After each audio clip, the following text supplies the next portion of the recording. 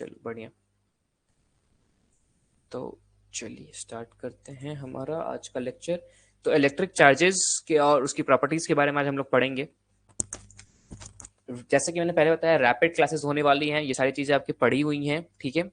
तो जो नहीं पढ़ी हुई है मैं उस पर ज्यादा फोकस करूंगा जब वो चैप्टर्स आएंगे, रैदर देन जो पढ़ी हुई हैं उनको हम लोग रिवीजन करके निकालेंगे, ठीक है। तो कुछ चीजें थोड़ी सी जल्दी जाएंगी। अगर आपको कोई भी डाउट हो तो any time you can of course ask me. अगर कुछ भी फास्ट लग रहा है या स्पीड ज्यादा लग रही है या कुछ चीजें बीच में समझ नहीं आ रही हैं, होता है ना कभी कभी कि रिवीजन करते तब भी कुछ चीजें याद नहीं रहती है, जैसे उस टाइम आपने ये बताया था तो क्या बताया था ये। तो ऐसी कोई भी दिक्कत हो तो नो वरीज, आप ऑफ कोर्स पूछ सकते हैं, हैंड रेस कर दीजिएगा या फिर मैसेज कर दीजिएगा, ठीक है। चलिए सबसे पहले बेसिक से स्टार्ट करते हैं कि चार्ज क्या होता है हमारा। तो charge is the property associated with matter due to which it produces and experiences electric and magnetic field. अब चार्ज क्या होता है? मैटर के साथ ना एक प्रॉपर्टी एसोसिएट होती है जिसके कारण कि आपका जो मैटर है ना वो इलेक्ट्रिक या मैग्नेटिक इफेक्ट्स को एक्सपीरियंस कर रहा होता है। अब इसका क्या मतलब है? तो देखो, जैसे हमारे कोई भी ऑब्जेक्ट है, मैटर क्या होता है? कोई भी ऑब्जेक्ट जिसमें मास हो उसको हम लोग मैटर कह सकते हैं, ठीक है। तो कोई भी आपका ऑब्जेक्ट है, आपका मोबाइल फोन ही है जो एक मैटर है, ठीक है। अब मोबाइल फोन्स के सरफेस पे उसके अंदर कुछ चार्जेस होंगे। इसका पता कैसे चलेगा? अगर आप कोई एक इलेक्ट्रिक फील्ड या कोई एक मैग्नेटिक फील्ड के बीच में इस स्मार्टफोन को अपने रखिएगा या अपनी वॉच को रखिएगा या अपने वाटर बॉटल को रखिएगा, तो उनमें डिफ्लेक्शन देखने को मिलेगा। हो सकता है वो थोड़ा बहुत टिल्ट करे, थोड़ा बहुत हिले डुले। तो इसका क्या फर्क, इसका क्या असर पड़ रहा है? मतलब कि अब तक हमने क्या पढ़ा था कि कोई भी बॉडी हमारी हिलेगी या मोशन में आएगी, वो कब आएगी? जब उस पर कोई फोर्स लगेगा। अभी हम फील्ड में रख रहे हैं तो भी वो हिल रही है, तो इसका क्या मतलब सीधा सीधा कि उस पर कोई फोर्स लग रहा है। अब ये फोर्स कैसे पता चला कि लग रहा है? उन चार्जेस की वजह से। एक्चुअल में वो चार्जेस हैं जो आपके बॉडी के ऊपर प्रेजेंट हैं जो इस फोर्सेस को एक्सपीरियंस कर रहे होते हैं, ठीक है। तो चार्ज बेसिकली एक प्रॉपर्टी है जो कि मास के साथ एसोसिएटेड होती है। द एक्सेस और deficiency of electrons in a body is the causes of net charge on the body. अब एक बॉडी में नेट चार्ज क्या होगा उसका पता हमें चलता है डिफिशियंसी या एक्सेस ऑफ इलेक्ट्रॉन्स की वजह से। इसका क्या मतलब है? सपोज करो मेरे पास एक बॉडी है जिसका ये, इसमें 5 इलेक्ट्रॉन है मेरे पास और 5 प्रोटॉन है मेरे पास, ठीक है। तो इसका नेट चार्ज कितना हो जाएगा? 0। अब इस नेट 0 वाले चार्ज को जब मैं किसी इलेक्ट्रिक या मैग्नेटिक फील्ड में रखूंगा तो इस पर कोई डिफ्लेक्शन नहीं आएगा। पर यही अगर मैं 10 इलेक्ट्रॉन ले लूं इसी बॉडी पर और 5 प्रोटॉन लूं तो इसका नेट चार्ज कितना हो जाएगा? -5 इलेक्ट्रॉन्स। -5 क्यों? माइनस नेगेटिव चार्ज को दिखा रहा है, ठीक है। तो 5 इलेक्ट्रॉन है, -5 इसका चार्ज हो जाएगा। अब जब मैं एक पॉजिटिव मैग्नेटिक फील्ड में इसको रखूंगा ना, नॉर्थ पोल के साइड रखूंगा, तो ये अट्रैक्शन शो करेगा, तब इसमें एक अट्रैक्शन की सेंस आएगी। सिमिलरली अगर ये 10 प्रोटॉन और 5 इलेक्ट्रॉन होता तो क्या होता? एक 5 + 5 प्रोटॉन का एक्सेस चार्ज होता है इस पे। और जब हम लोग एक नेगेटिव फील्ड को रखते तो क्या होता कि वो उससे अट्रैक्ट होती, ठीक है। तो यही चीज है इसका बेसिक सा मतलब। पीछे आते हैं वापस, तो हमारे टाइप्स ऑफ चार्जेस में आते हैं। चार्ज कितने टाइप के हो सकते हैं? तो 2 टाइप के हो सकते हैं चार्जेस, पॉजिटिव चार्ज और नेगेटिव चार्ज। पॉजिटिव चार्ज क्या होता है? जो भी हमने बात की था, पॉजिटिव नेट पॉजिटिव चार्ज कब होगा? जब आपके प्रोटॉन्स का नंबर आपके इलेक्ट्रॉन्स के नंबर से ज्यादा होगा, यानी कि जब आपके पास एक डिफिशियंसी होगी इलेक्ट्रॉन्स की। अब डिफिशियंसी से एग्जैक्ट मतलब क्या है? सपोज करो 10 इलेक्ट्रॉन है और 5 प्रोटॉन है, तो यहाँ पे दिख रहा है ना 5 इलेक्ट्रॉन की डिफिशियंसी है। अब 5 इलेक्ट्रॉन एक्सेस में है। और यहीं अगर मैं 10 प्रोटॉन और 5 इलेक्ट्रॉन की बात करूं तो यहाँ पे 5 इलेक्ट्रॉन डिफिशियंसी में है। तो यही डिफिशियंसी और एक्सेस। अगर आपके पास एक्सेस में है, जैसे कि इस वाले केस में एक्सेस में है हमारे पास इलेक्ट्रॉन, तो ये इस पे नेगेटिव चार्ज है, नेट नेगेटिव चार्ज। और इस वाले केस में जब डिफिशियंसी में है तो नेट पॉजिटिव चार्ज है मेरे पास, ठीक है। अब ऐसा यूनिट ऑफ चार्ज क्या होता है? एम्पियर इंटू सेकंड, जिसको कि हम लोग कूलम्ब कहते हैं। एम्पियर इंटू सेकंड क्यों कहते हैं? क्योंकि चार्ज का फॉर्मूला आपका Q is equal to I T होता है, ठीक है। ये होता है आपका चार्ज का फॉर्मूला। तो Q हो गया आपका कूलम्ब को जो रिप्रेजेंट करता है, आई आपका एम्पियर और टी आपका सेकंड्स में, ठीक है। तो ये हो गई आपके पास एक यूनिट के चार्ज जिसको कि हम लोग कूलम कह रहे हैं। इसके अदर यूनिट्स क्या होते हैं? तो प्रैक्टिकली हम लोग और यूनिट्स का यूज करते हैं, जैसे कि एम्पियर इंटू आवर। आवर क्यों? टाइम को कभी सेकंड में लिया, कभी टाइम को आवर में लिया। तो जिसकी वैल्यू होती है 3600 कुलम्स, या फिर फैराडे यूज करते हैं जिसकी वैल्यू होती है 96,500 कुलम्स, ठीक है, 9 लाख नहीं, 96,500 कुलम्स होती है। तो यहाँ से क्या सीखने को मिला कि चार्जेस की हमारे पास 3 यूनिट होती हैं। चार्जेस की सबसे जो ऐसा यूनिट होती है वो तो कुलम्ब होती है। इसके अलावा 2 और यूनिट हो सकती है। क्या हो सकती है? Ampere into hour. अच्छा, कुलम क्या था? एम्पियर इंटू सेकेंड था। एम्पियर इंटू सेकेंड था आपके पास कुलम। एम्पियर इंटू आवर और फैराडे। एम्पियर आवर क्या होता है? 3600 कुलम्स। और फैराडे क्या होता है? 96,500 कुलम्स। चलिए, यहाँ तक क्लियर है। चार्ज का बेसिक बेसिक डेफिनेशन में कोई डाउट नहीं है।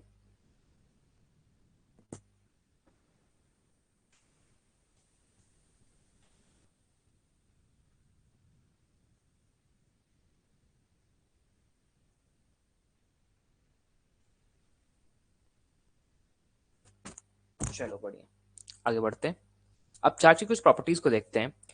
तो प्रॉपर्टीज में सबसे पहले प्रॉपर्टी आती है कि चार्ज जो है हमारा एक स्केलर क्वांटिटी होता है। स्केलर क्वांटिटी का क्या मतलब है?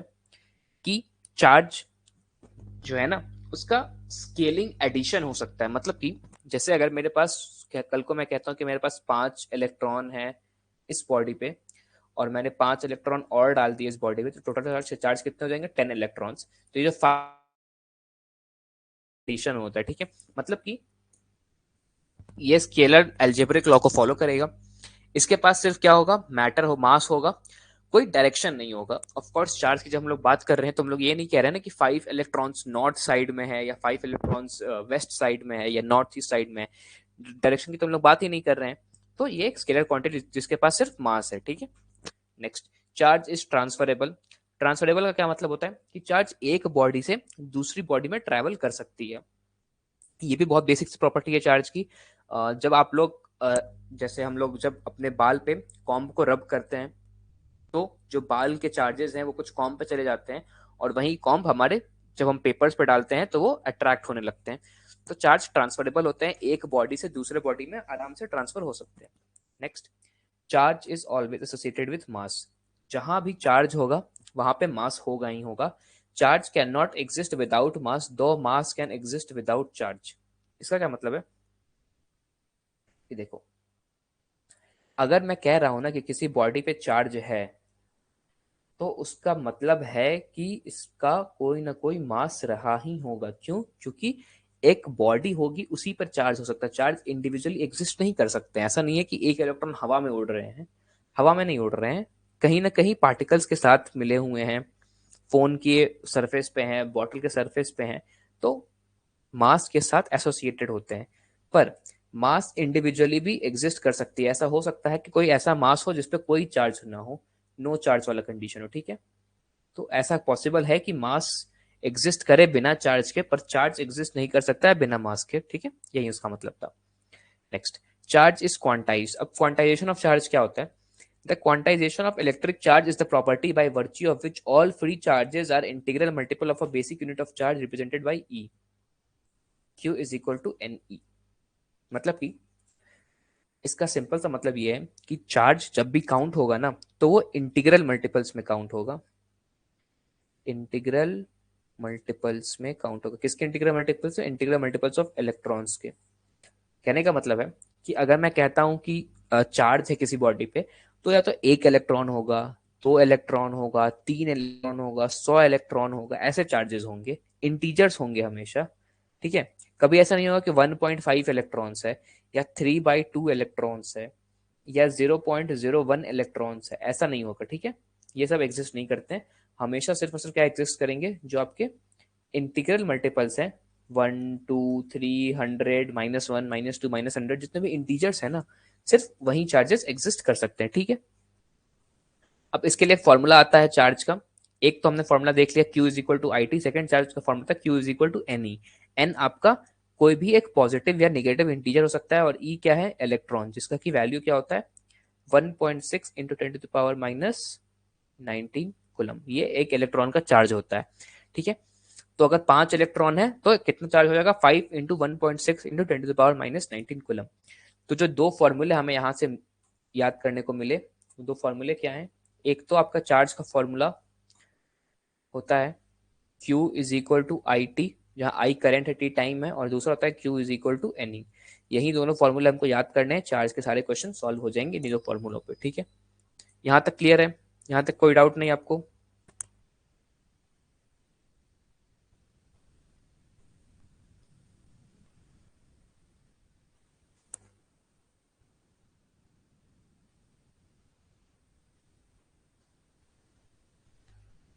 चलो बढ़िया, आगे बढ़ते हैं।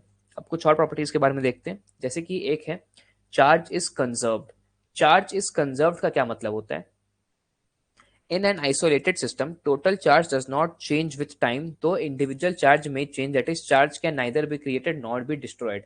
सबसे इंपॉर्टेंट लाइन यही है, चार्ज का कंजर्वेशन का मतलब है charge can neither be created nor destroyed, मतलब कि चार्ज ना क्रिएट किया सकती है ना डिस्ट्रॉय किया सकती है, ये बस ट्रांसफर होती है एक बॉडी से दूसरे बॉडी पे। कहने का मतलब है कि देखो, अगर मेरे पास दो बॉडी है, सपोज करो ये बॉडी ए है, ये बॉडी बी है, ठीक है, इस पर 5 इलेक्ट्रॉन्स थे, इस पर 7 इलेक्ट्रॉन्स थे। हमने कुछ प्रोसेस किया जिसकी वजह से क्या हो गया, यहाँ से 3 इलेक्ट्रॉन जंप करके इसके पास आ गए। ठीक है, अब इसके पास कितने बचे इलेक्ट्रॉन्स? ए के पास बचे 5 - 3 2 इलेक्ट्रॉन, और बी के पास कितने हो गए 7 + 3 10 इलेक्ट्रॉन। अब इसका समीशन देखो, 5 + 7 इज इक्वल टू 10 इलेक्ट्रॉन्स। पहले 10 इलेक्ट्रॉन्स थे पूरे सिस्टम पे, अब कितने हैं? 7 + 5 12, माई मिस्टेक, 7 + 5 12। तो पहले आपके 12 इलेक्ट्रॉन्स है पूरे सिस्टम पे, अब 2 + 10 अभी भी कितने हैं? 12 इलेक्ट्रॉन्स है। मतलब कि इंडिविजुअल बॉडी पे तो चार्ज यहाँ पे कम हो गया, यहाँ पे बढ़ गया। ठीक है, इंडिविजुअल बॉडी पे चार्ज का ट्रांसफर होने से चार्ज कम या बढ़ रहे हैं, पर जो ओवरऑल चार्ज है ना, जो पूरे सिस्टम का चार्ज है, वो हमेशा कांस्टेंट रहने वाला है। वो कभी भी neither can be created nor it can be destroyed. ठीक है, तो ये था conservation of charge. Next, charge is invariant. Charge is independent of frame of reference, that is charge on a body does not change whatever be its speed. अब इसका क्या reference है? तो देखो, आप लोगों ने जब रिलेटिव मोशन पढ़ा होगा ना, काइनेमेटिक्स में एक चैप्टर था, टॉपिक था हमारा रिलेटिव मोशन।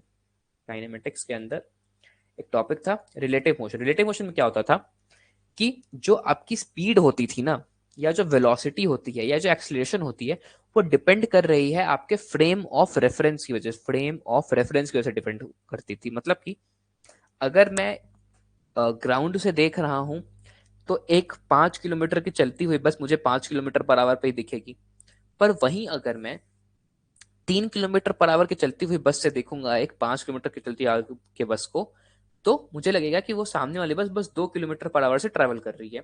ये आपको याद होगा फ्रेम ऑफ रेफरेंस वाली चीजों से। तो ये वाली चीज ना चार्ज के ऊपर वैलिड नहीं होती है। चार्ज क्या है आपका? इनवेरिएंट है, मतलब कि ये वैरी नहीं करता है। इनवेरिएंट, आपका चार्ज इज इनवेरिएंट। इनवेरिएंट का मतलब ये वैरी नहीं कर रहा होता है।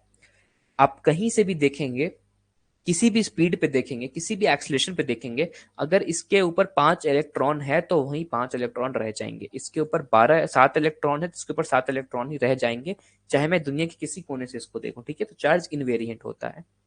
अब एक और इसका इंपॉर्टेंट प्रॉपर्टी है, accelerated charge radiates energy.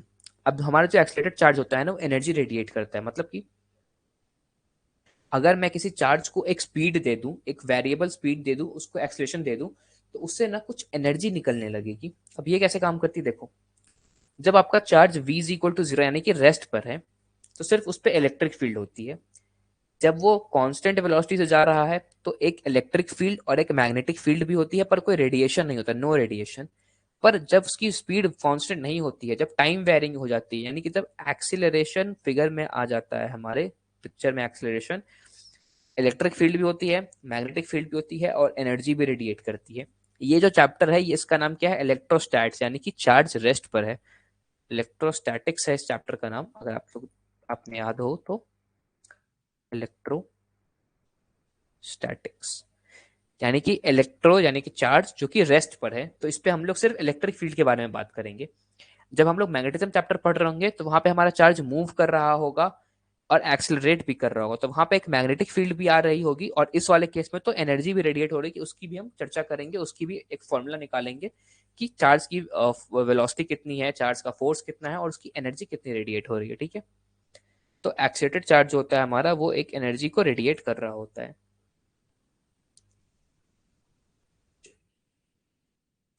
Clear है यहाँ तक? कोई डाउट नहीं इसमें? सारी प्रॉपर्टीज क्लियर हैं? किसी भी प्रॉपर्टी में कोई डाउट नहीं बेटा आपको?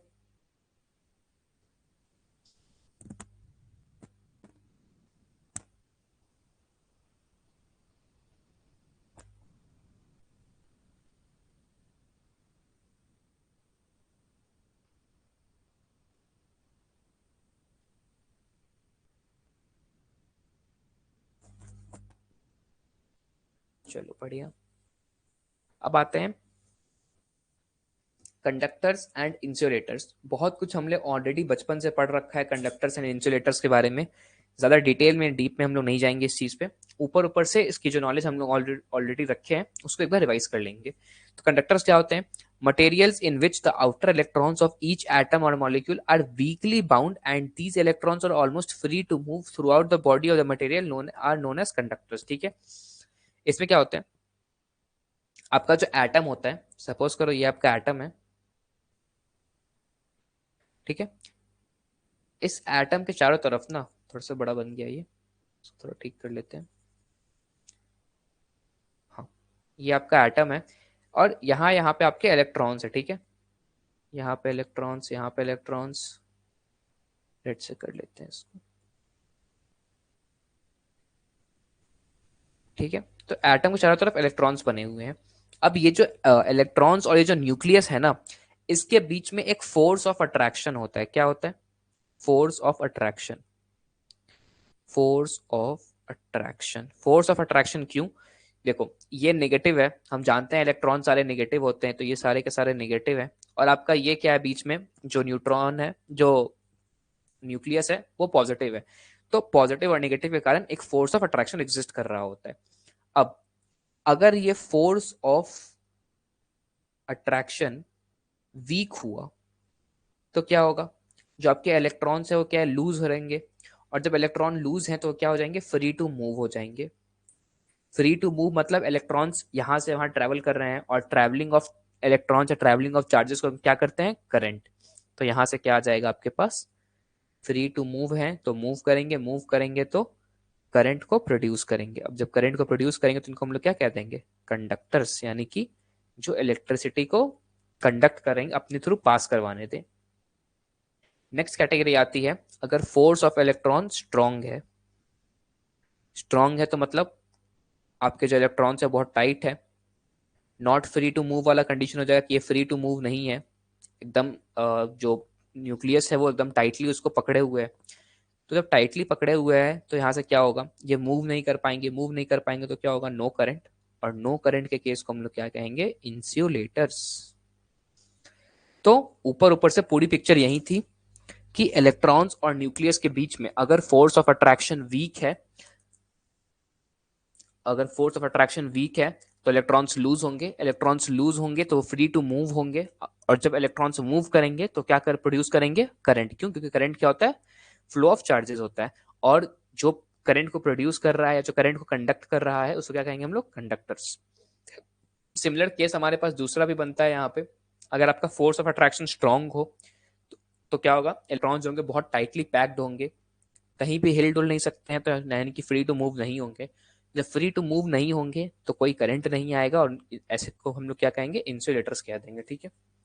तो ऊपर वाले पार्ट में यही चीज लिखी हुई थी। नीचे, materials in which all the electrons are tightly bound to their respective atoms or molecules are known as insulators। ठीक है, जिसमें इलेक्ट्रॉन्स टाइटली बाउंड है उनको हम लोग इंसुलेटर्स कहते हैं। अब ये सब बातें तो हम लोग पहले से जानते थे। एक नई बात इनमें क्या है कि कुछ ऐसे इलेक्ट्रॉन्स भी एग्जिस्ट करते हैं ना, जो कि बीच बीच की प्रॉपर्टी रखते हैं, जिनमें कि कुछ फ्यू फ्री इलेक्ट्रॉन्स भी होते हैं और बाकी कुछ टाइटली इलेक्ट्रॉन्स भी होते हैं। मतलब कि मान लो मेरे पास यहाँ पे तीन तीन छह एक सात इलेक्ट्रॉन है ना, तो आपका क्या होगा, चार इलेक्ट्रॉन टाइटली पैक्ड होगा, चार इलेक्ट्रॉन टाइट होंगे और तीन इलेक्ट्रॉन लूज होंगे। इससे क्या होगा कि थोड़ा थोड़ा ना करंट प्रोड्यूस हो पाएगा। चार्ज और टाइट है तो कोई करंट प्रोड्यूस नहीं करे, पर जो तीन लूज है ना वो ट्रेवल करके थोड़ा थोड़ा करंट प्रोड्यूस करेंगे। इस केस में क्या होगा, ऐसे मटेरियल्स को हम लोग कहेंगे डाई इलेक्ट्रिक्स। डाई इलेक्ट्रिक्स मतलब जिसमें डाई मतलब दो और इलेक्ट्रिक मतलब जो इलेक्ट्रिसिटी की प्रॉपर्टी होती है, यानी कि जिसमें कंडक्टर्स और इंसुलेटर्स दोनों की प्रॉपर्टी होती है, उनको हम लोग कहेंगे डाई इलेक्ट्रिक्स। ठीक है, कुछ इलेक्ट्रॉन्स होते हैं इनमें जो कि फ्री होते हैं। बेसिकली इंसुलेटर्स के ही टाइप होते हैं, क्यों? क्योंकि ज्यादातर इनके इलेक्ट्रॉन्स टाइट होते हैं, पर कुछ जो होते हैं वो फ्री होते हैं। तो डाई इलेक्ट्रिक्स इंसुलेटर्स का ही एक एडवांस्ड वर्जन होता है। ठीक है, यहाँ तक क्लियर है? यहाँ तक कोई डाउट नहीं डाई इलेक्ट्रिक्स तक में?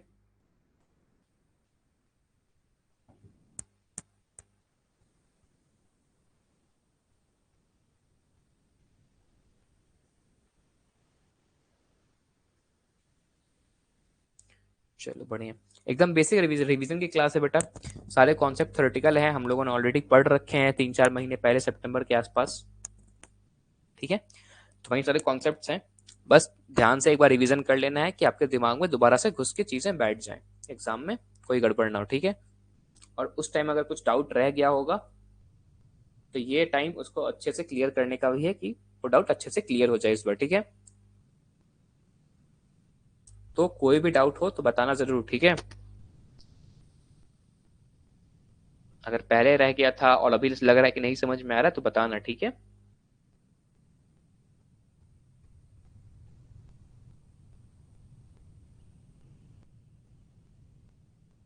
गुड, चलो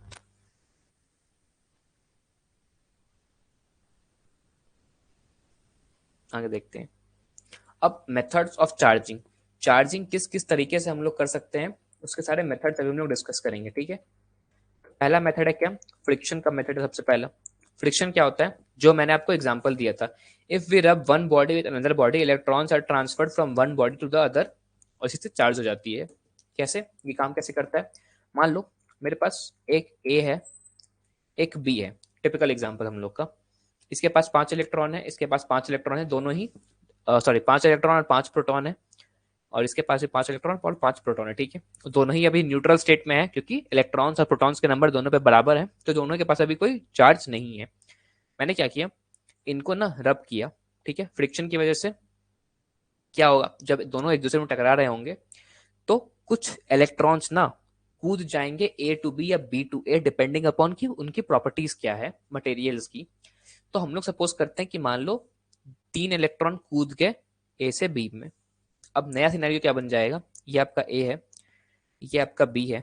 ए में है 5 प्रोटॉन तो है, 3 इलेक्ट्रॉन कूद गए तो बचे 2 इलेक्ट्रॉन, और इसके पास 5 प्रोटॉन तो है, 3 इलेक्ट्रॉन आ गए हैं तो ये हो गया 8 इलेक्ट्रॉन। अब देखो, इसके पास प्रोटॉन ज्यादा है तो ये क्या हो जाएगा, पॉजिटिवली चार्ज। इसके पास इलेक्ट्रॉन ज्यादा है तो ये क्या हो जाएगा, नेगेटिवली चार्ज। तो दो न्यूट्रल चीजों को जब हम लोगों ने रब किया तो फ्रिक्शन की वजह से क्या हो गया, इन पर आ गई एक चार्ज। तो ये क्या हो गया, चार्जिंग का एक तरीका हो गया फ्रिक्शन। तो फ्रिक्शन क्लियर है। Next, electrostatic induction. अब इसमें क्या होता है, if a charged body is brought near a neutral body, the charged body will attract opposite charge and repel similar charges present in the neutral body. As a result of this, one side of the neutral body becomes negative while the other positive. This process is called electrostatic induction. बहुत सारी लंबी लंबी कहानी लिखी हुई है इसमें, एकदम शॉर्ट में समझाता हूं मैं कि ये होता क्या है। बहुत आसान सा तरीका है। हमने अभी यहाँ बात की थी किसकी, न्यूट्रल बॉडीज की।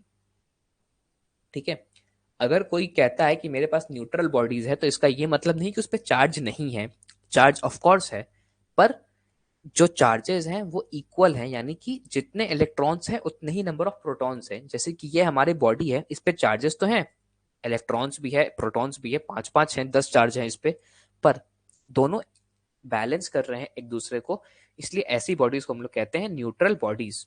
ठीक है, अब सपोज करो कि ऐसे ही मेरे पास एक न्यूट्रल बॉडी यहाँ रखी हुई है, जिसका कि मैं नाम दे देता हूं ए।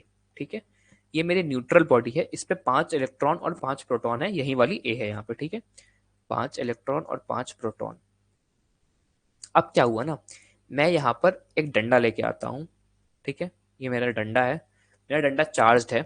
चार्ज है मतलब इस पे है 5 प्रोटॉन और 10 इलेक्ट्रॉन। ठीक है, तो यहाँ पे इस डंडे के नेगेटिव चार्ज पड़ा है, क्यों? क्योंकि एक्सेस ऑफ इलेक्ट्रॉन है, तो नेगेटिव चार्ज खड़ा है इस डंडे के बाहर आगे में। अब जब मैं इस डंडे को यहाँ लेकर के आऊंगा ना, तो क्या होगा, ये बॉडी जो न्यूट्रल थी पर इसके चार्जेस तो एग्जिस्ट कर रहे थे, अब क्या होगा, यहाँ पे चार्ज, मैं नेगेटिव चार्ज लेके आया हूं, तो क्या होगा कि नेगेटिव से कौन अट्रैक्ट होगा, पॉजिटिव। तो इसके जो 5 प्रोटॉन है ना, वो धीरे धीरे क्या होगा विद टाइम, इसके जो क्लोजेस्ट सरफेस है यहाँ पे आके बसने लगेंगे। ये पांचों प्रोटॉन यहाँ आ जाएंगे, क्यों, क्योंकि ये नेगेटिव चार्ज इसको अट्रैक्ट कर रहा है। तो सारे पहले क्या था, पहले सारे बॉडीज में इलेक्ट्रॉन और प्रोटॉन इक्वली मिक्स्ड होंगे। अगर मैं ए की पहले की फोटो बनाऊं तो ए कुछ ऐसा रहा होगा, एक न्यूट्रॉन यहाँ, एक इलेक्ट्रॉन यहाँ, प्रोटॉन यहाँ, फिर ये ऐसे इंटरमिक्स्ड रहे होंगे, ठीक है, कोई सीक्वेंस नहीं रहा होगा, इंटरमिक्स्ड रहे होंगे। पर जैसे ही मैंने एक न्यूट्रल बॉडी को लिया, ये सब क्या हो गया, सॉल्व होने लगे। सॉल्व मतलब कि सेपरेट होने लगे, प्लस वाले सारे इस पार्ट में आने लगे और नेगेटिव वाले सारे इस पार्ट में आने लगे, तो ये सारे आपके प्लस चार्ज आ गए हैं। अब यही नेगेटिव से ये क्या होगा, ये रिपेल होगा 5 इलेक्ट्रॉन, तो 5 इलेक्ट्रॉन आपके यहाँ आकर के बस के, ये हो गए 5 इलेक्ट्रॉन। तो क्या हुआ, अब ए जो एक न्यूट्रल बॉडी है, उसके इस वाले साइड में है पॉजिटिव चार्ज और इस वाले साइड में है नेगेटिव चार्ज। मतलब अगर मैं, अब मैं ए ऐसा चार्ज हो चुका है ना कि ये न्यूट्रल है, पर अगर मैं इस साइड में कोई एक नेगेटिव चार्ज को लेके आऊंगा तो वो अट्रैक्ट हो जाएगा, और अगर इस साइड कोई नेगेटिव चार्ज लेकर के आऊंगा तो वो रिपेल हो जाएगा, ठीक है। तो ए जो आपकी एक न्यूट्रल बॉडी थी वो अब हो गई है चार्ज। इस मेथड को हम लोग क्या कहते हैं, चार्जिंग बाय इंडक्शन। यहाँ पे कोई डायरेक्ट कनेक्शन नहीं था, यहाँ पे फ्रिक्शन क्या था, टच किया था दोनों ने, यहाँ पे दोनों ने टच भी नहीं किया है, ठीक है। तो इसलिए इसको इंडक्शन कहते हैं, charging by induction. Charging by induction, induction मतलब जहां पे कुछ चीजें टच नहीं हो रही हैं, अपने आप आ जा रही हैं, ठीक है। ये चार्जिंग बाय इंडक्शन। अब है चार्जिंग बाय कंडक्शन। कंडक्शन क्या होता है, the process of transfer of charge by contact. यहाँ कॉन्टैक्ट हो रहा है, इंडक्शन वाले में नो कॉन्टैक्ट था, इसमें नो कॉन्टैक्ट, ठीक है। कंडक्शन क्या है, of two conducting bodies is known as conduction. If a charge conducting body is put in contact with uncharge conducting body, the uncharge body becomes charge due to transfer of electrons from one body to another body. यही same scenario में अगर मैं एक uncharged body को लेकर के आ जाऊं, मान लो मेरा ए है और एक ये है बी, बी के पास चार्जेस हैं, मान लो 5 इलेक्ट्रॉन है और एक प्रोटॉन है, इसके पास चार्जेस हैं, ए के पास चार्जेस नहीं है। अगर मैं इन दोनों को करीब लेके आ जाऊं और दोनों को कांटेक्ट में कर दूं यहाँ पे, तो क्या होगा, जो बी के चार्जेस है ना वो जंप करने लगेंगे ए पे, क्यों, क्योंकि चार्ज का फ्लो हमेशा होता है high potential to low potential. ये मैंने क्लास में बताया था कि high potential to low potential charge का ट्रांसफर होता है हमेशा। तो हाई पोटेंशियल क्या है, जहां पे चार्जेस हैं, और लो पोटेंशियल क्या है, जहां पे चार्जेस नहीं है, जो कि ए है। तो बी टू ए आपका चार्ज का ट्रांसफर हो रहा है, इसी को हम लोग कहते हैं कंडक्शन। कंडक्शन में नेसेसरी क्या है कि एक कॉन्टैक्ट हो रहा हो, यहाँ पे बी और ए को मैं करीब लेकर के आऊंगा और यहाँ पे इनका कॉन्टैक्ट होगा, तभी ये चीज काम करेगी, ठीक है। ये क्या है, इसका कॉन्टैक्ट हो रहा है, यहाँ पे ए और बी एक दूसरे से चिपक के ऐसे होंगे, यहाँ से चार्ज कूद के चला जाएगा बी से ए पे, ठीक है। The charge body loses some of its charge which is equal to the charge gain by the uncharge body. ये तो वही कंजर्वेशन ऑफ चार्ज से हुआ कि अगर 2 इलेक्ट्रॉन यहाँ से यहाँ जंप करेगा तो क्या होगा, बी को 2 इलेक्ट्रॉन का लॉस होगा, -2 इलेक्ट्रॉन, और ए को 2 इलेक्ट्रॉन का प्रॉफिट होगा, +2 इलेक्ट्रॉन। तो ये कंजर्वेशन ऑफ चार्ज से ही हम लोग समझ सकते हैं, ठीक है। चलिए, यहाँ तक कोई डाउट।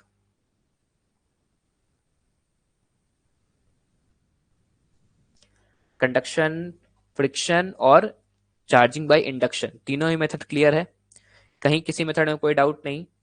फ्रिक्शन और कंडक्शन में कांटेक्ट होता है, इंडक्शन में कोई कांटेक्ट नहीं होता है। सारी प्रॉपर्टीज और सारे चार्जिंग के मेथड सब कुछ क्लियर है, कोई डाउट नहीं किसी में। चलो ठीक है, लास्ट वाला पार्ट ध्यान से याद रख लेना। जो 3 मेथड मैंने आपको बताए थे, क्या क्या थे 3 method, friction, charging by friction, या charging by friction, charging by friction, electrostatic induction और कंडक्शन। फ्रिक्शन और कंडक्शन में क्या होता था, कांटेक्ट होता था, यहां मैं लिख देता हूं, फ्रिक्शन स्लैश कंडक्शन में आपका पास क्या था, कांटेक्ट हो रहा था, और जो आपका इंडक्शन था वो क्या था, कांटेक्ट लेस था। ठीक है, फ्रिक्शन में क्या हो रहा था, मैं दो बॉडीज को आपस में रब कर रहा था तो चार्ज का ट्रांसफर हो रहा था। कंडक्शन में क्या था, एक अनचार्ज को एक चार्ज के साथ टच करके रखा दिया तो। और इंडक्शन में क्या था, एक न्यूट्रल बॉडी के बगल में एक चार्ज बॉडी को ले आया, तो जो न्यूट्रल बॉडी के चार्जेस थे ना, जो पहले इंटरमिक्स थे एक दूसरे के अंदर, वो सारे सेपरेट हो गए। एक साइड में आ जाएगा वो चार्ज जो अट्रैक्ट हो रहा है, और एक साइड में वो आ जाएगा चार्ज जो रिपेल हो रहा है। ठीक है, तो यही तीन मेथड आपके चार्जिंग के हैं। बाकी प्रॉपर्टीज तो आई गेस क्लियर ही होगा, प्रॉपर्टीज तो काफी आसान थी। कोई डाउट नहीं बेटा आपको?